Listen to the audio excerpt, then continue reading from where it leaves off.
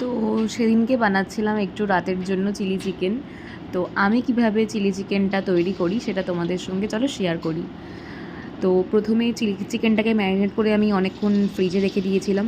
তো কী কী ম্যারিনেট করেছি সেটা নয় অন্য কোনো ভিডিওতে কোনো দিন দেখিয়ে দেবো। তো চলো, প্রথমে চিকেনগুলোকে ফ্রাই করতে দিয়ে দিয়েছিলাম, আর এদিকে কেটে নিয়েছিলাম আদা, রসুন আর ক্যাপসিকাম, আর হচ্ছে কি পেঁয়াজ, যেগুলো আর কি সাধারণত লেগে থাকে চিলি চিকেন বানাতে গেলে। তো এই যে এই চিকেনগুলোতে ভাজছি, মানে পকোড়া টাইপের করছি।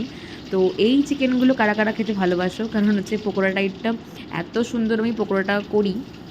তো তোমাদের সঙ্গে আমি একদিন এটার রেসিপি শেয়ার করে দেবো। তো পকোড়াগুলো ভাজতে ভাজতেই অর্ধেক মানে মানুষের খাওয়া হয়ে যায় আমাদের বাড়িতে। তো আর কিছু পকোড়া বাকি ছিল, এটাই দেখাচ্ছিলাম। তারপর সেটাও ভাজা কমপ্লিট করার পরে একটু তেলটা বেশি হয়ে গেছিলো, তাই তেলটাকে সাইড করে তুলে রাখলাম। এবার তেলের মধ্যে প্রথমে দিয়ে দেবো আদা কুচি আর রসুন কুচি। তো আদাটাকে ফার্স্টে দিয়েছিলাম রসুন, আর তারপরে দিয়ে দিলাম আদা। তো ভালো করে একটু লাল লাল ফ্রাই করতে হবে, মানে 50% ফ্রাই করলেই হয়ে যাবে। তো তারপরেই একটু নাড়াচাড়া করার পরেই পেঁয়াজ কুচিটাকে দিয়ে দিতে হবে। তো 5 মিনিট সামথিং, তো দেখিয়ে দিলাম 5 মিনিট পরে হচ্ছে গিয়ে এবার আমি নাড়াচাড়া করার পরে পেঁয়াজটাকে দিয়ে দেবো। তো চলো, এটা বেশিক্ষণ তো সময় লাগেই না, আমার কাছে এটা স্পেশাল, খুবই স্পেশাল রেসিপি একটা। তো হচ্ছে গিয়ে মানে বেশিক্ষণ সময় লাগেই না, হাতের কাছে কাটা সমেত সব কিছু থাকলেই করে নেওয়া যায় তাড়াতাড়ি করে। এরপর হচ্ছে পেঁয়াজটাকে একটু ভাজা করতে করতেই ক্যাপসিকামগুলোকে আমরা দিয়ে দিলাম। তো ক্যাপসিকাম আর পেঁয়াজটাকে ভালো করে তেলের সাথে আর আদা রসুন একসঙ্গে সব মিক্স করতে হবে তেলের সঙ্গে ভালো করে। তো দুটো কাঁচা লঙ্কাও দিয়ে দিয়েছিলাম।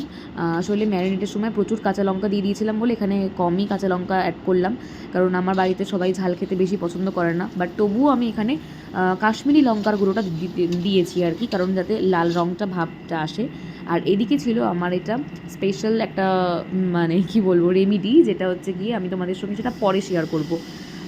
এই মুহূর্তে আমি সেটা শেয়ার করব না যেটা দিলাম আমি। তোমরা যদি চাও তাহলে আমি সেটা পরে একটা লং ভিডিওতে সেটা তোমাদের সঙ্গে আমি শেয়ার করে দেবো। তো চলো, ওই বাটিতেই আবার একটু একটু জল অ্যাড করে দিলাম, নিয়ে ভালো করে যাতে মশলাটা লেগে লেগে ছিল। তো এই যে চিকেন পকোড়াগুলো ছিল তার মধ্যে অর্ধেকখানেই খাওয়া হয়ে গেছিলো অনেকের, মানে বাড়িতে থাকলে এই পকোড়াগুলো সবাই খেতেই থাকে। তো এই জন্য বেশি করে পকোড়া আর কি করি। তো তারপর সেই জল দেওয়ার পরে মাংসগুলোকেও আমরা হচ্ছে গিয়ে এই জলের মধ্যে দিয়ে দিলাম। এবার ভালো করে নাড়াচাড়া করতে হবে যাতে হচ্ছে গিয়ে জলের সঙ্গে তেলের সাথে পুরো মশলাটা মাংসর মধ্যে অ্যাড হয়ে যেতে পারে। এরপর এদিকে আমি একটু কর্নফ্লাওয়ার নিয়ে নিয়েছিলাম বাটিতে, আর এদিকে আমি একটু জল নিয়ে নিচ্ছিলাম। তো লাস্টে আমরা এটার একটা ব্যাপার আছে, সেটা দেখতে থাকো তারপর বলছি। তো দেখো, হাতে গুললেই মানে কেরম একটা দলা দলা পাকিয়ে যায় কর্নফ্লাওয়ারটা।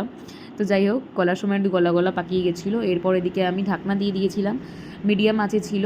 তো তারপর নামিয়ে আমি দেখলাম যে ভালো করে মশলাটা মিশে গেছে মাংসর সাথেও, আর মাংসটাও প্রচণ্ড সুসিদ্ধ বেরিয়ে গেছে, এর মধ্যে তো গন্ধ চারিদিকে বেরিয়েই গেছে। আর হচ্ছে বাড়ির চারপাশে তো গন্ধ কী বলবো। তোমরা যদি আমার মতো করে কেউ খেতে চাও, এই শর্টকাট রেসিপিটা তোমরা প্লিজ করতেই পারো, আমি তোমাদের সঙ্গে তাই শেয়ার করে দিলাম আমি যেভাবে চিলি চিকেনটা বানাই।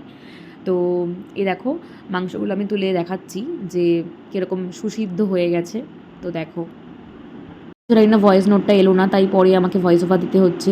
এদিকে আমি এটাই বলছিলাম যে বড্ড গরম লাগছিল, কিন্তু বাড়ির সবার ভালো লাগে তো বানাতে গেলাম, তাই জন্য আর আমারও খুব ভালো লাগে, তো জন্য রাতে একটু বানাতে গেলাম সবার পছন্দের জন্য। আর তারপরে এদিকে হচ্ছে গিয়ে আমি জলটা মানে কর্নফ্লাওয়ারের যে জলটা ছিল সেটা আমি এই চিলি চিকেনের মধ্যে লাস্টে অ্যাড করে দিলাম, যাতে এটা বেশ একটু মাখা মাখা গ্রেভি টাইপের খেতে হয়, যাতে ট্যালে ঝোল যারা আমরা তো পছন্দ করি না চিলি চিকেন একটু মাখা মাখা স্পাইসি জুসি ব্যাপারটা হবে, তাতেই তো টেস্ট হবে। তো দেখো, মাংসটাও বিভৎস সুন্দর আর সুসিদ্ধ হয়ে গেছিলো, যাতে আমরা খেতে পারবো খুব ভালো করে। আর চিকেন অলরেডি বেশি সিদ্ধ করতে লাগে না, মানে আমি যতদূর ম্যারিনেট করে রেখেছিলাম সেটা একটু ফ্রিজে অনেকক্ষণ ধরে থাকলেই রেডি হয়ে যায়। তো দেখো, আমাদের চিলি চিকেন নেমে পড়েছে, আর এর মধ্যে বোনকেও আমি টেস্ট করিয়ে দিয়েছি, বোন তো বলেছে খুব ভালো হয়েছে। তো এরপর হচ্ছে রাত্রে এর সাথে আরও একটা জিনিস খাবো, যেটা আমি তোমাদের সঙ্গে পরে শেয়ার করছি। আগে এটা আমি হটপটে তুলে রাখছি, যেহেতু আমরা রাত্রেবেলা খাবো, এটা গরম গরম খেতে ভালো লাগবে, তো তাই জন্য আমি একটু রাত্রের এটা হটপটে ঢেলে রাখছি। তো আমার এই রেসিপিটা তোমাদের কেমন লাগলো আমাকে জানিও, কমেন্ট বক্স তো খোলাই আছে।